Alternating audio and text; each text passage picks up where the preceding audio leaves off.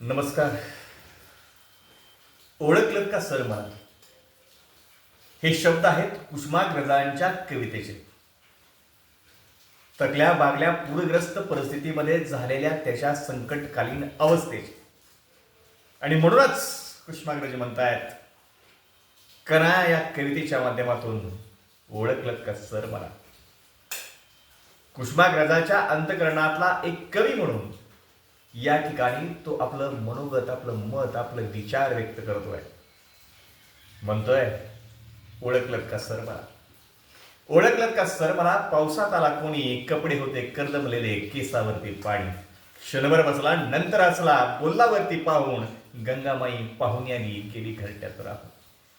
माहेरवासीन पोरीसारखी चार भिंतीत नाचली, सर रिकाम्या हाती जाईल कशी, बायको मात्र वाचली. भिंत कचली, चूल विजली, होते नव्हते नेले, प्रसाद म्हणून पापण्यामध्ये पाणी थोडे ठेवले. सर कारभारणीला संगे घेऊन सर आता लढतो आहे, चिखल काढतो आहे, पडकी भिंत बांधतो आहे. अशी झालेली अवस्था पाहून सरांचा हात खिशाकडे गेला. खिशाकडे हात जाताच तो हसत हसत उठला. पैसे नकोत सर, जरा एकटेपणा वाटला. पैसे नकोत सर, जरा एकटेपणा वाटला.